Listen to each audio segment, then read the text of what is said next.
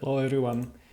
After the very painful defeat yesterday, very few people expected Hikaru Nakamura to be in his top shape today. But not only that he was in his top shape, but he actually repeated the line that he played yesterday with the colors reversed, and he did this against no one else but the French Grandmaster Maxime Vachier-Lagrave, who is one of the greatest experts of the line in the Najdorf. So we're quickly skipping the opening phase because all these moves we have seen yesterday.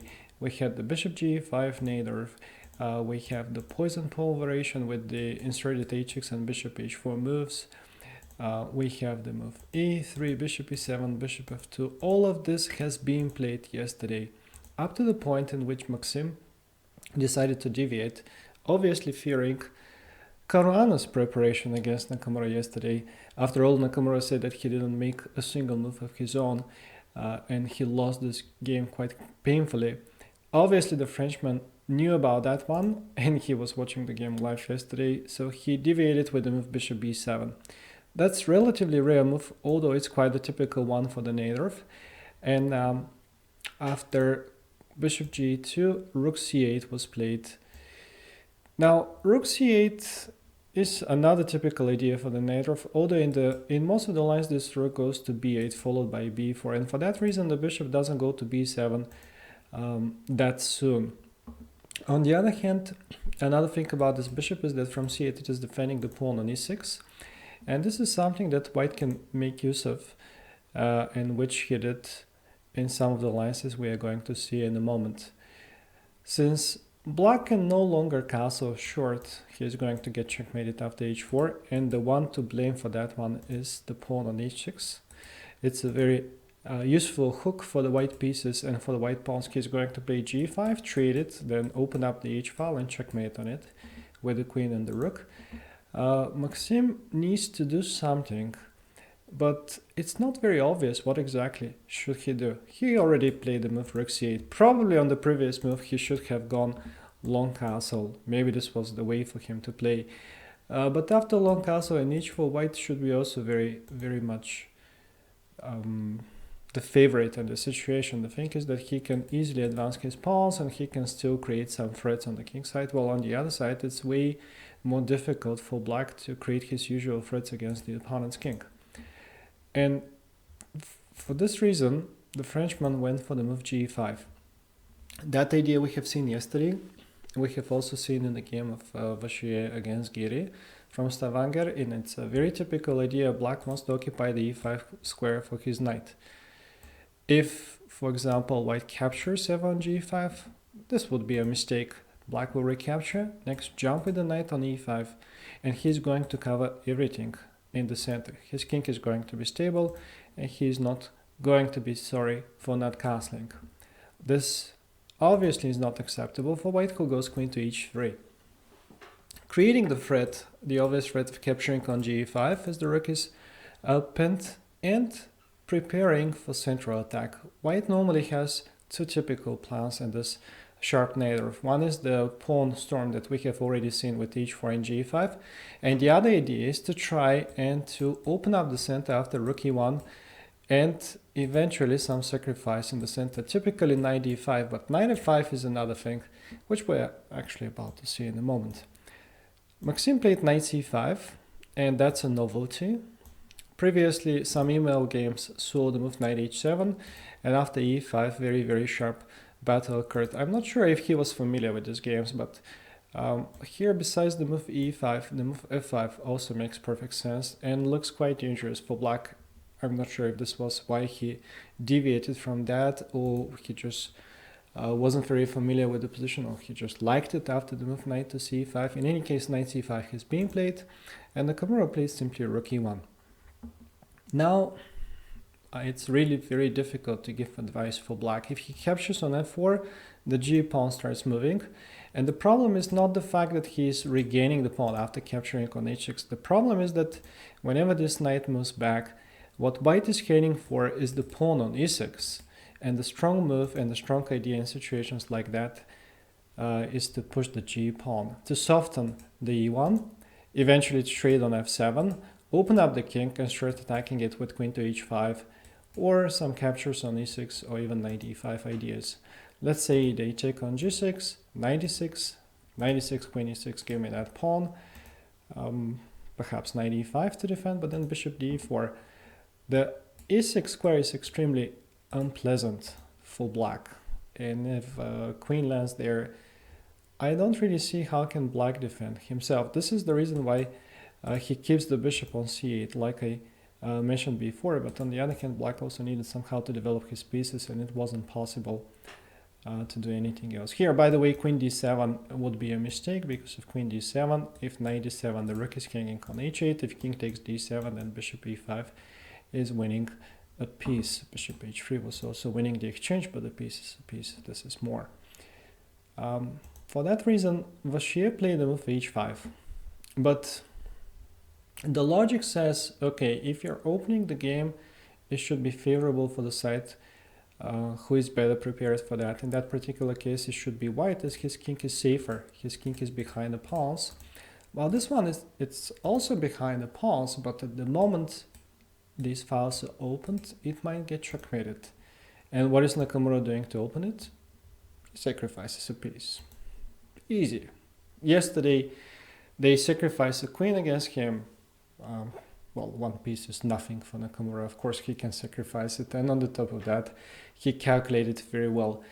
He said that he didn't see any risk for him. That's why he went for that sacrifice. But the reality is that knight f5 is such a typical sacrifice that I'm pretty sure that this was the first thing that he calculated in this situation. If black ever accepts the sacrifice, then white is going to capture with the e-pawn, open up the e-file. This is one problem. The other problem is that the knight on f6 cannot stay on its square. Say bishop g2, queen g2. Now the threat is to capture on g5. The other threat is to go bishop d4 and to take it. Once that the knight leaves the f6 square, that one comes from c3 to d5, attacks the queen, the bishop, and the king, and it's going to be game over. For example, g5, rook g8, bishop d4, and on king d8 simply queen d2, give me bishop takes f6 or pawn takes f6, rook g5, bishop takes knight d5. White is regaining the piece and he is going to destroy the opponent. Once the knight comes on f6, rook e8 is a threat, queen takes d6 is a threat, everything is a threat. For that reason, the French grandmaster took on e4 instead of that. He took with the knight from c5 to e4. White recaptured with the bishop, still keeping this knight on c3 and not allowing queen takes c2. Black took back with the knight, as if he captures with the bishop, there'll be knight e7, king e7, and f takes g5. He's going to lose a whole piece.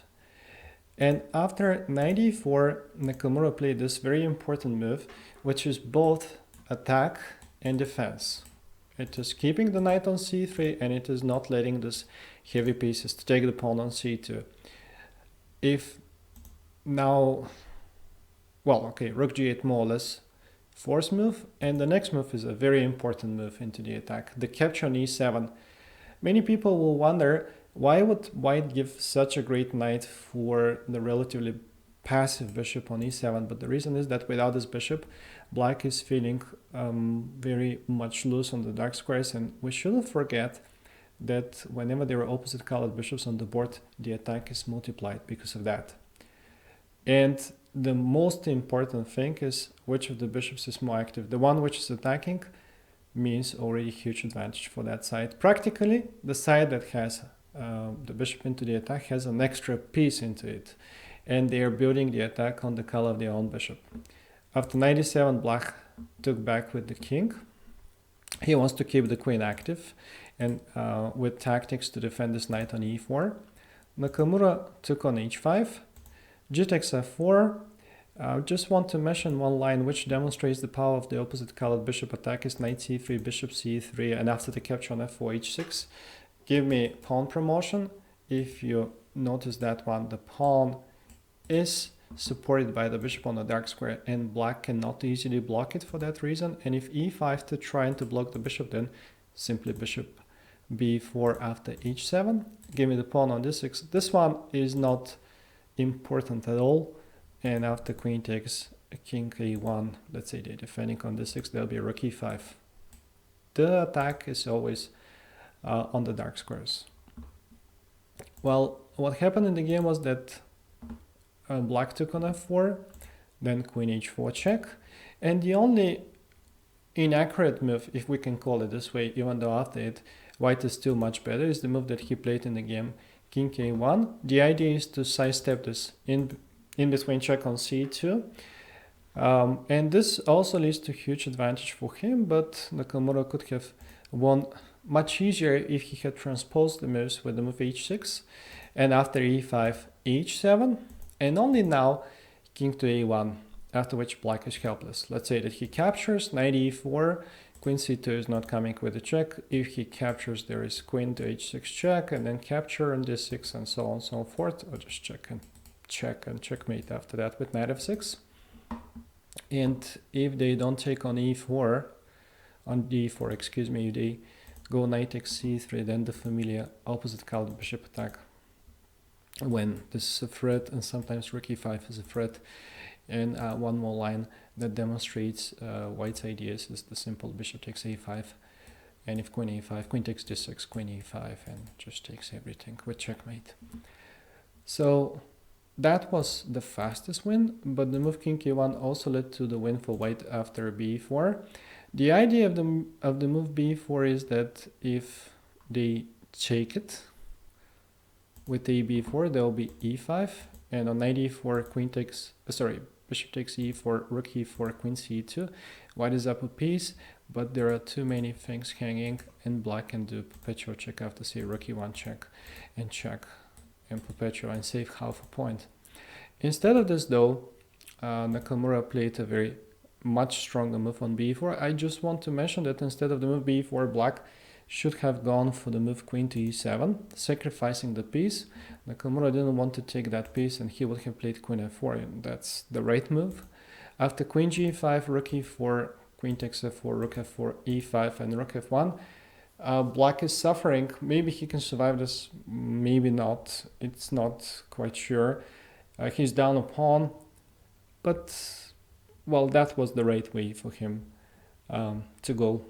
That was the right thing to go. The bishop is sometimes saving black in situations like that. The bishop is a very strong piece. The move b4 made things easier for white, and he took on e4, and this is exactly his idea.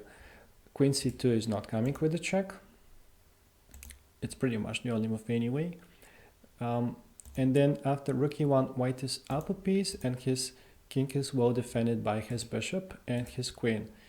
Vachier tried to completely clear the road for his pieces, but unfortunately he's always one move at least too short in his attack. He, for example, doesn't have time to play rook c4 because there will be check and checkmate after that on d8, and that's why he tried rook g5, another checkmate idea from a5, but then again it is white who starts the checks first, and he's winning after queen d6, king g8, rook g1, painting that important and strong rook, queen a4, and bishop a3. The endgame is probably also won, but this is way more convincing. After rook g1, it is white who is attacking and who is delivering checkmate. King h6, a nice little move to finish the game. They obviously cannot capture it because of the checkmate, which means that black needs to strip his king. The pawn behind which this king was hiding is no longer there, and white is winning with a simple retreat, rook g1. After f5, queen f3 check, black resigned. He's either losing the queen or he's getting checkmated. So Nakamura is back into the contest with this important win. He's black, he has +2, and at the time at which I'm producing this video, there is still one game in progress. It is Anish Giri trying to win with the white piece against Vasilin Topalov. All the other games already draw. So 2 more rounds, and we will see if Mr. Wesley So is going to keep his lead. See you next time.